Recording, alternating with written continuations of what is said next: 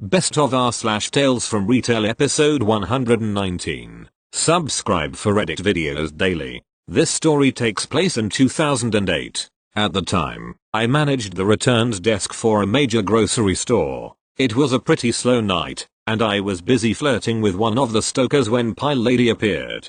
Pile Lady was carrying a giant grocery bag, the ones we usually used for pillows or big toys, but what caught my attention first was the smell. It was like roadkill and cat pee mixed together into a toxic blend of stank. As I reluctantly turned away from hot stock dude, Pile Lady was already careening at me. Hi lady, excuse me, hello, a customer is here. Me, sorry about that, how can I help you? Pile Lady turns the giant bag upside down, dumping 20 plus partially decomposed pies onto the counter. These pies are spoiled, I'm returning them. Me, trying not to gag, no problem. Do you have your receipt or the card you bought them on? Pile Lady, no honey, I threw it away years ago. Me, years? Pile Lady, yes, I bought these on sale a few years ago and put them in my freezer. They're no good anymore, so I'm returning the rest. Me, our return period is 90 days, so I can't refund these if you've had them longer than that.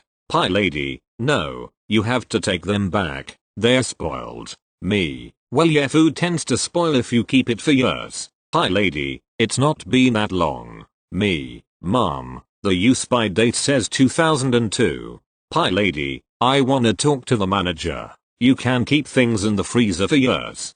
Don't you kids know anything? She got a refund. Woman face palming. I guess us kids don't know anything after all. Thank you. Next. At my old store, the owners wouldn't enforce closing times. They felt this would cause customers to talk badly about them, and they would lose customers and sales. Never mind that these people always stayed at least 30 minutes past closing and almost never bought anything. If they did, it was a $5 bauble. The owners still expected us to perform all of our closing duties off the clock if OT would be incurred.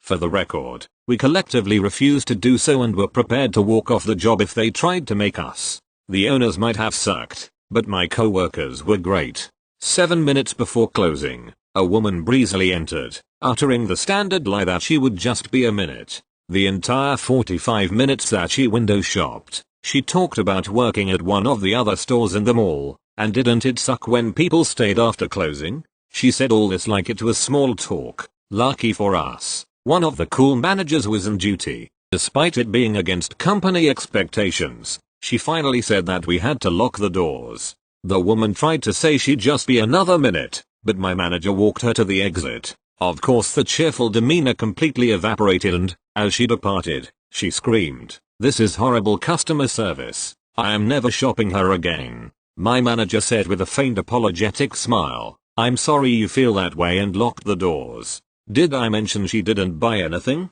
Thank you. Next. One very early morning in the produce department of the store I work at, inventory, the most hated, time-consuming and tedious thing, had come upon us once again. Now no one likes doing it. As I said, it's time-consuming and very tedious work, because at least in the produce department you have to count everything, and I mean everything. Like every single ear of corn needs to be counted. Now onto the main bit. I was helping my department lead count some of the things on the floor before he headed to break. He had been working since 2 or 3 in the morning and was scheduled for 6. He finished most of the front and I filled what needed to be filled in order to get the department ready for the day. So he goes on break, and before he goes I ask him if he wanted me to count the corn dump bin. For anyone who doesn't know, it's a big bin that you dump ears of corn into, so he wouldn't have to run to keep inventory moving, so he could leave at a decent time today. He of course says yes. So I jump into my task, pulling ears of corn out and placing them in a shopping cart so I know I've already counted them. I get to about 10 or 20 before my store director comes up and asked me where the lead was. I told him. I also let him know that I was helping out till he got back. This satisfied him, but unfortunately I have lost my place and must start counting again. No biggie, I wasn't very far anyway. 10, 20, 30, 40, 50, 60. I get to 60 before my store director interrupts me with more questions. It hasn't even been that long, like 10-15 minuets since the last time. I happy answer all of his questions until I realize that I had once again lost count. Now I'm annoyed because I have to count all of the corn once more. So once more I take everything out to count it. I get up to 60 again and once again the director interrupts me, and before I know it, I tell him, damn it, insert his name here, I'm trying to count all this corn and you've made me lose count again. He stands there, apologizes profusely before asking me rather playfully if he's distracting me. I'm standing there, hands on my hips and extremely annoyed, surrounded by corn, and use the same voice parents use on children who won't listen. Firmly tell him yes, he is indeed distracting me from doing my job and that he needs to leave the development. He leaves all the while making noises and I can finally finish. And in case you are wondering, 309 ears of corn fit into a dump bin. Thank you. Next. When I was working at a store that sold electronics, we got this one family that came into the store. What stinks about this is the fact they were a family and had a baby with them. Well, they were shopping and ended up in the area where we sell compressed air. Suddenly, I hear, ouch, with crying. Me and another associate ran to her. She had a burn on her arm and said that it was from this can of air that she said had exploded in her hand. Nothing wrong with her hand. I called my manager for the accident report and the fire dep came. Cops came. I got questioned about how I discovered a burn. Well, they were upset and gonna sue the store. Nothing came of it because that can didn't explode. The cop said she could try suing, but she wouldn't have a leg to stand on in court. What they alluded to, never actually said it. She and her hubby were trying to get high off the compressed air and some of that stuff came in contact with her skin. Until then, I didn't know that huffing air was a thing. OMG. Moral of the story, just say no. Thank you. Next. I work in a small neighborhood market. I have a customer who is, judging by the light show he has installed on his bicycle, a meth head. He came in the other night and had a pistol tucked into his belt with his shirt tucked in behind it. I told him I wasn't comfortable with him bringing a gun into my store. He assured me it was perfectly safe and it was open carry, and if I happened to be robbed while he was in the store he could shoot the robber. I asked him if the gun was registered, if he had a license for it, if he went to a shooting range to practice using it. He said, oh yes, of course I do.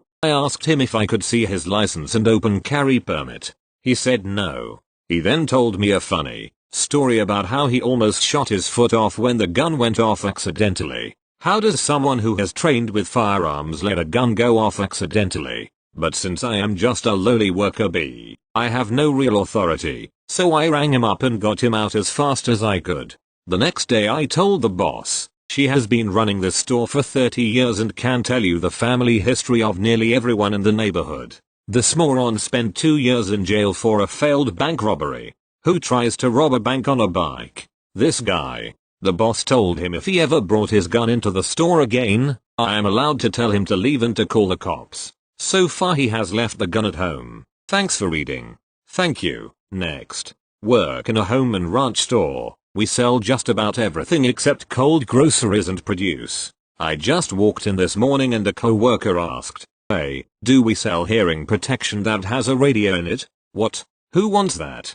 This guy right here proceeds to point to her old fart cowboy behind her. So what is it I can do for you today, sir? Well, I just want some earmuffs that I can put on while I'm mowing and they can just tune into the radio so I can listen to some music. Sorry sir, I don't have anything like that, but I will say, you should really check out Electronics Store. They have quite a few noise cancelling headphones that last a long time, and you can connect them to your phone and listen to the radio or even play your own music. He just looked at me like I was the dumbest person ever, like I'm sure that product exists but there's also headphones that do the same thing, and more than likely cheaper, but he left in a huff. The time is now, old man. Thank you. Next. So, our province is opening malls in order to bring the economy back up. I work in a mall. When the mall closes they have one entrance open to let workers out in the back of the mall. After the mall closed and I finished working, I was still at the curb when a lady drives up and rolls down her window. She gestures to the doors of the mall and says something about the doors.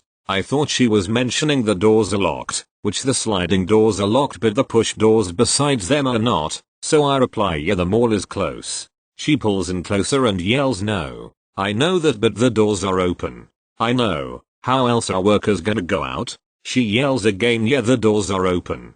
And I'm just, does this lady not know mall workers has to leave the mall at some point too? Or what? Yeah, I know the workers have to leave. The doors are open. Okay, this lady isn't listening to me. Yeah, there's security there to close the doors. The security are investigating IT. Okay, and just like that, she drives off. She was the same lady who came into the store I work in and decided to stay 30 minutes after we closed, not realizing we're closed, despite the dim lights, the doors closing, and her being the only one in the store.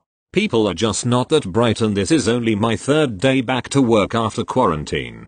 Oh boy,